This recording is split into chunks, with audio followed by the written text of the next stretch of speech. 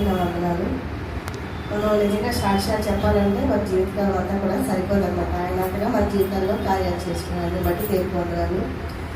ఈ సంవత్సరం అంతట్లో కూడా అనేక విషయాల్లో కూడా దేవుడు కాపుదల దయచేశారు. మన ముఖ్యంగా ఇస్తారు విషయంలో అయితే చాలా టెన్షన్ పడ్డాం, చాలా భయపడ్డాం. ఇంటిల్లిపాది కూడా చాలా టెన్షన్ పడి ఏం చేశామన్నమాట.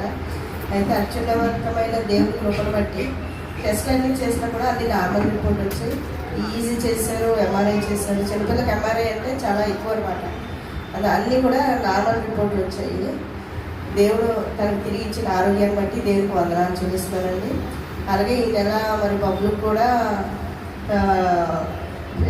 ఫీవర్ ఒకసారి వచ్చింది, తర్వాత మోషన్స్ వల్ల ఈ మంత్ అంతా కూడా కంప్లైంట్స్తోనే ఉన్నాడు. కాలేజ్కి తను కూడా సరిగ్గా వెళ్ళలేదు.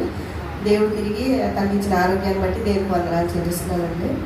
అలాగే నాకు కూడా కోల్డ్ తగ్గుతుంది కానీ మళ్ళీ ఎందువల్ల వచ్చేస్తుంది. మెడిసిన్ వాటిలో కూడా వస్తుంది. అయినా కూడా ఈవేళ ఎలాగైనా సరే మందిరానికి వెళ్ళాలనేసి అనుకున్నాను. డ్యూటీకి అలాగే వెళ్ళిపోతున్నాను. నైట్ డ్యూటీ కంపల్సరీగా పడింది ఈసారి ఈ నెల. దానివల్ల డ్యూటీకి వెళ్ళాల్సి వస్తుంది. అలాగే వారి మందిరానికి రావాలని కూడా అనుకున్నాను. దేవుని కృపను బట్టి మరి దేవుడు నాకు ఇచ్చిన ఆరోగ్యాన్ని బట్టి కూడా వందనాలు చెల్లిస్తున్నాను. అలాగే పరిచర్య విషయంలో కూడా మీరందరూ కూడా మీ యొక్క దైనందిన ప్రార్థనలో జ్ఞాపకం చేసుకోమని అడుగుతున్నాను. ఎందుకంటే దేవుడు ఈ పరిచర్యను ఎన్నుకొని ఆయన మన ఈ పరిచర్య ద్వారా అనేక కార్యాలు చేయగలిగి ఉన్నారని అనేక మంది బిడ్డల ద్వారా కూడా ప్రవచించారు. అందుని బట్టి దేవుడికి వందనాలు. శక్తివంతమైన పరిచర్య ఎక్కడ జరిగేలాగా పాఠశాలను బట్టి కూడా మీరు జ్ఞాపకం చేసుకోమని అడుగుతున్నాను. అలాగే మరి మాయ గారికి కూడా దేవుడు ఇచ్చిన ఆరోగ్యాన్ని బట్టి ఆయనకు వందనాలు చెల్లిస్తున్నానండి.